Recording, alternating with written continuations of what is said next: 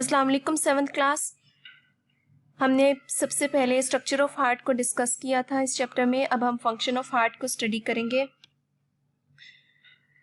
Function of heart में हम discuss करेंगे कि किस तरह से हार्ट में से ब्लड पंप होता है। Function of heart, oxygen poor blood यानी डीऑक्सीजनेटेड ब्लड हमारी पूरी बॉडी में से पास हो जाता है राइट एट्रिया में, यानी कि कलेक्ट होकर राइट एट्रिया में आ जाता है।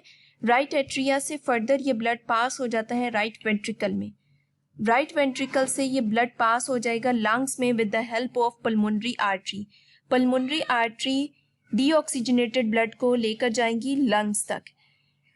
तमाम की तमाम आर्टरीज हमारी बॉडी के अंदर जो मौजूद होती हैं वो सब ऑक्सीजनेटेड ब्लड को कैरी करती हैं, लेकिन सिर्फ पल्मोनरी आर्टरी एक ऐसी आर्टरी है जो डीऑक्सीजनेटेड ब्लड को कैरी करती है और राइट वेंट्रिकल से डीऑक्सीजनेटेड ब्लड को लंग्स तक लेकर आ जाती है। इस तरह से हमारी बॉडी के अंदर जो डीऑक्सीजनेटेड ब्लड होता है, ऑक्सीजन पुअर ब्लड होता है, जिसके अंदर ऑक्सीजन का लेवल कम होता है, वो राइट एट्रिया में आएगा, देन राइट वेंट्रिकल में, और राइट वेंट्रिकल से फर्दर ये ब्लड पास हो जाएगा with the help of pulmonary artery into the lungs. Lungs का चैप्टर आप लोगों ने पढ़ा हुआ है पहले, रेस्पिरेटरी सिस्टम। उसमें आपने स्टडी किया था कि लंग्स के अंदर स्मॉल एयर सैक्स मौजूद होते हैं जिनको हम एल्वियोलाई का नेम देते हैं, और इन एल्वियोलाई के इर्द गिर्द ब्लड कैपिलरीज होती हैं।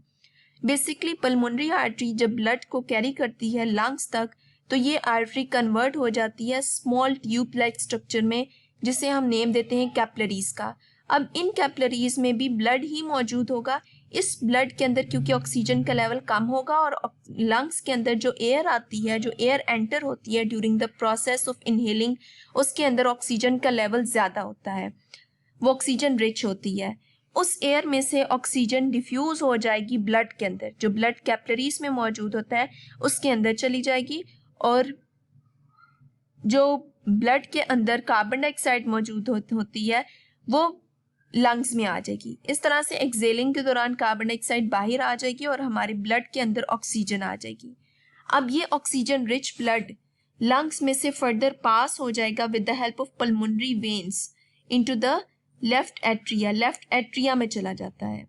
लेफ्ट एट्रिया से फर्दर ये ब्लड पास हो जाता है लेफ्ट वेंट्रिकल में। इस तरह से पल्मोनरी वेन्स जो हैं वो ऑक्सीजनेटेड ब्लड को लेफ्ट एट्रिया तक लेकर जाएंगे, और फर्दर लेफ्ट एट्रिया से ब्लड लेफ्ट वेंट्रिकल में जाएगा, और लेफ्ट वेंट्रिकल से फिर आगे हमारी पूरी बॉडी में। पल्मोनरी वेन्स भी वो एक वाहिद वेन है जो ऑक्सीजनेटेड ब्लड को कैरी करती है। तमाम की तमाम वेन्स डीऑक्सीजनेटेड ब्लड को कैरी करती हैं, सिर्फ पल्मोनरी वेन्स एक ऐसी वेन है जो ऑक्सीजनेटेड ब्लड को कैरी करती है। Next one walls. वॉल्स के टॉपिक को आप पहले भी पढ़ चुके हो, इसको मैंने आपको पहले भी बताया है प्रीवियस टॉपिक में कि वॉल्स का फंक्शन होता है कि ब्लड के फ्लो को एक डायरेक्शन में मेंटेन करें। जिस तरह से हमारे घर में डिफरेंट तरह के वॉल्स हम यूज़ करते हैं गैस के फ्लो को या वाटर के फ्लो को मेंटेन करने के लिए, इसीलिए इसी तरह से हमारे हार्ट में भी वॉल्स मौजूद होते हैं, और इनकी लोकेशन कुछ इस तरह से होती है कि एक वॉल राइट एट्रियम और राइट वेंट्रिकल के दरमियान में होगा, और दूसरा वॉल लेफ्ट एट्रियम और लेफ्ट वेंट्रिकल के दरमियान में होगा। राइट एट्रियम और राइट वेंट्रिकल के दरमियान में जो वॉल होगा वो ब्लड को राइट एट्रियम से राइट वेंट्रिकल में फ्लो करेगा, और ब्लड दोबारा से वापस राइट वेंट्रिकल से लेफ्ट वेंट्रिकल में नहीं आ सकेगा। इसी तरह से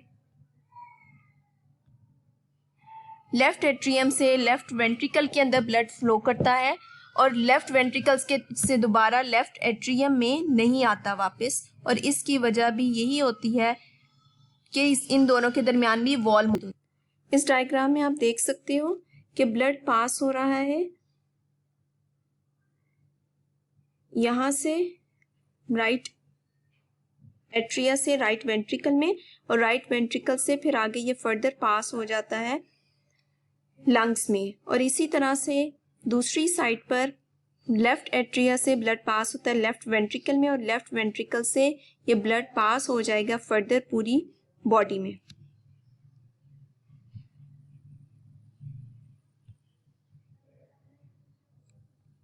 ओपन योर बुक्स।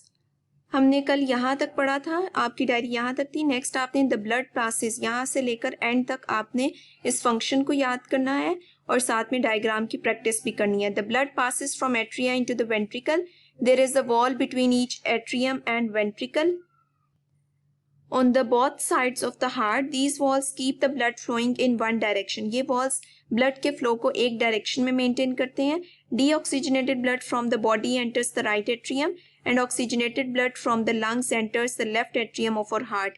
इस बात को आपने याद रखना है कि deoxygenated blood हमेशा हमारी body में से enter होता है right atrium में और oxygenated blood lungs में से enter होता है left atrium में। राइट वेंट्रिकल हमेशा पुश करेगा ब्लड को लंग्स में और लेफ्ट वेंट्रिकल हमेशा पंप करेगा ब्लड को बॉडी में। इसके साथ आपने इस डायग्राम की भी प्रैक्टिस करनी है। यहाँ से आपने स्टार्ट करना है, यहाँ एंड तक करना है और साथ में डायग्राम की प्रैक्टिस करनी है। Thank you.